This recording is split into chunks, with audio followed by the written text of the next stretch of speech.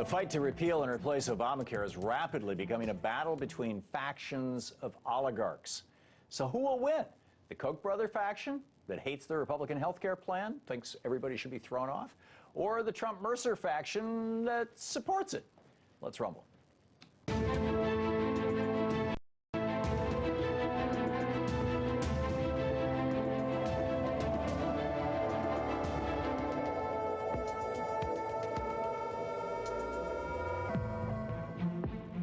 With me for tonight's Rumble are Matt Demar, conservative commentator and real estate developer, and Horace Cooper, attorney and senior fellow at the National Center for Public Policy Research. And thank you both for being here tonight. Thank you. Great to see you. Thank you, Tom. Thank you, Matt. Good to see you. As it stands right now, the Republican plan to replace Obamacare still doesn't have enough support to make it through tomorrow's big House vote. This is in large part thanks to opposition from the Koch brothers and their right-wing billionaire allies. The House Freedom Caucus, a.k.a. the Koch caucus, says that it has 25 solid no votes against the bill, more than enough to prevent it from passing. So on the one hand, you have this awful bill pushed by the Mercer, another billionaire, a big billionaire backer of Donald Trump, the Mercer-backed Trump administration. And then on the other hand, you have the House Freedom Caucus, which is essentially an arm of the Koch empire, demanding something more conservative. When David Koch ran for president in 1980, he called for, quote, the abolition of Medicare and Medicaid. Is that the only thing that's going to please these folks, Horace? Well, there's a battle between those who would like, in my camp, a more freedom-oriented approach, and there are those who say, right now, since Democrats... What does freedom have to do with this? That's been the whole problem with this, and the reason that most people have a negative impression about the so-called Affordable Care Act is because the government has taken away so many of our choices from us, from deciding what the policy You mean would we be. were all excited about having 30 or 40 different insurance plans to pour through hundreds of papers of detail and figure out? I don't want a choice on insurance. I want a choice on my doctor and my hospital. I understand the socialist answer. The socialist answer is the government knows better for you. But you know, the situation is that, listen, I'm a young man and I'm a business person. I pay for my own insurance. And since Obamacare came out, I mean, my insurance went triple. And I got dropped twice. I mean, it's ridiculous. Oh, yeah, when Marco Rubio, a year and a half ago, killed the risk corridors in Obamacare, so that the health, he cut $2.5 billion out of the revenue that was going to the insurance companies. They started pulling out of the markets. They started raising their prices. You're absolutely right. The Republicans did a marvelous job of sabotaging Obamacare. I get it. But, Matt, aren't you concerned about the fact that 20 to 25 cents out of every dollar that you're spending on health insurance right now is not going for your health care? It's going so that Stephen J. Hemsley can, if you're buying your health insurance from United Healthcare, can make over $1 billion that other health insurance CEOs are making 10, 20, 30 million dollars a year. That literally 20 to 25% of all the money that you're spending on insurance that you're so concerned about is being completely wasted to the tune of $608 billion a year in the United States? You call profit wasted. There's so much been wasted already. I mean, look, the Republicans are trying to change it up, and there's a few stages to this, and they're just trying to get it going. I'm sure. So in other words, you don't mind that the insurance company, these are just banks. All they do is handle money. They don't give vaccines to kids. They don't do surgery. All they do is handle money. They're banksters. You don't mind that they're taking 25% of your money. Listen, of course I mind. I don't want someone to take 25% of my money. Then you're in favor of single-payer health care, right? Well, the thing about it is that I'm saying that if we can... Single-payer health care would save us $608 billion a year. How is that not conservative? Horace, how is that not conservative? I actually am in favor of profit. I want people to have an incentive to provide cutting-edge... Why do you want profit when it comes to life and death decisions? Absolutely. That's why it's more critical. Do you think fire departments should be run on a for-profit basis? I want my physician... Do you think police departments should be run on a for-profit basis? No, I don't. But I think my physician... Then how is it... I mean, if a cop is preventing you from being killed and your doctor is preventing you from dying, why is it that there should be a profit motive in the payment of the doctor, not a profit motive in the payment of the police officer? As it happens on the forensic sides of things, when it comes times for police investigations, quite often they outsource to for-profit entities to make sure that the investigations are handled at a high level. And when I need that kind of investigation, I value that. I want a physician that is expensive, is costly, is highly trained, highly skilled. We're not talking about physicians, Horace. We're talking about banksters. Do you want the smartest it. bankster? We've got to really make the some deal? moves. If we don't make moves and change things, it's just going to get worse and worse. And this is just the first Matt, stage. you want They've the got to smartest add to bankster this, too. of course. You want the slickest, smartest bankster between you and your doctor. Is that what you're saying? I have no problem with profit.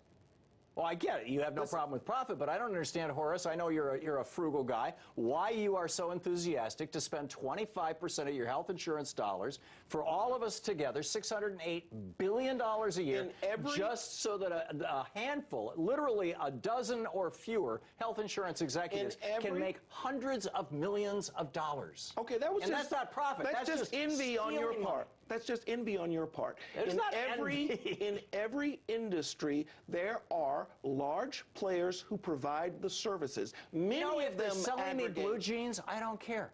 You know, Well, you have decided that. If I want to have, if I want to have more expensive blue jeans, and you want to have cheaper profit. That's it's a business. right. We've got to get a catch on what they're going to make. I understand that part, but what I'm saying to you is that if we don't go forward and get this going, we're just going to be in a dead place. And then what's going to happen is that it's just going to get worse and worse. I mean, I can't even get some of the same doctors I had before. So I mean, we've got to change it. We've got to move forward. We've got to go on. Walking, I mean, this is talking ridiculous. ad for Medicare for all, Matt.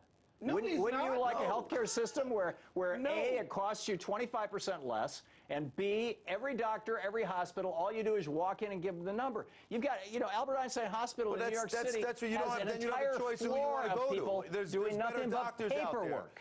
I'm willing to pay for a better doctor. I mean, a lot of people. I'm not talking about the doctor. I'm talking about the banksters in between you and your doctor. But it doesn't That's matter. what we're The talking point is about that the health doctors, insurance here. the way it is, the doctors won't even take certain insurance, so it doesn't even matter anymore. Exactly, because the insurance companies are rip-offs.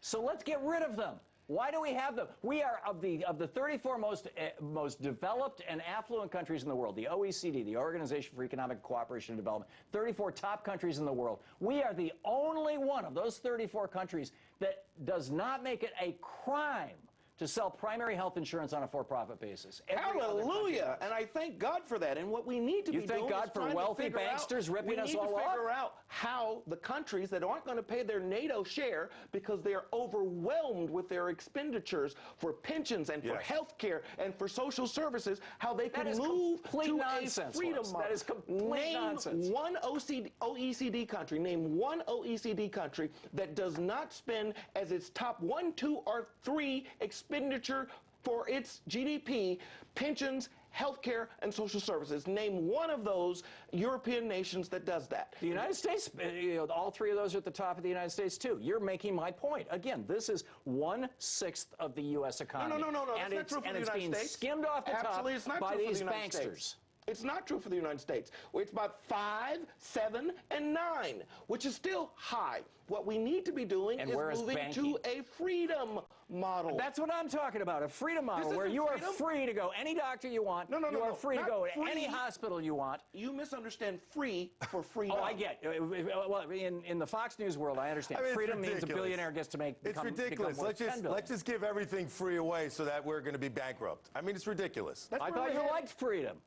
No, we like freedom, not free. There's a whole difference. Okay, so it only works if there's profit for banksters. And the debate that's happening and in hallelujah Congress for profit now, for banksters. The debate that's happening in Congress now is: are we going to move more toward freedom, or are we going to move more toward a managed care system? Okay, let's strip all the rhetoric, all the rhetorical nonsense out of this stuff, and just ask the fundamental question. The House, the Cokehead Caucus, what do they call it? The House Freedom Caucus. All these guys who are funded by Koch Industries and the Koch brothers and their network of billionaires. They think that, as David Koch said in 1980 when he ran for vice president, we shouldn't have Medicare, we shouldn't have Medicaid, and frankly, the government should not have anything to do with health insurance whatsoever, with health care at all. Okay, so they're saying just pull the plug on the whole damn thing. I'm comfortable with that position. Okay, so that's your position. not where the world is. Matt, on the other hand, you've got Republicans, the Republican Study Group, which is saying, we really shouldn't dump poor people. We shouldn't really dump the working poor.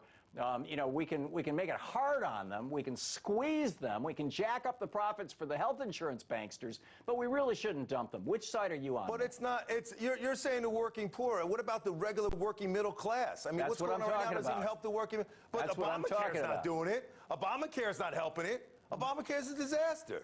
Well, fine. Let's replace it with single payer. But You're missing I don't think that's the point answer here. either. I don't think that's the answer either. We issue are talking in circles. I want to move along. Experts are calling foul over the Trump administration's move to ban electronic devices on flights from 10 airports in 8 Muslim-majority nations.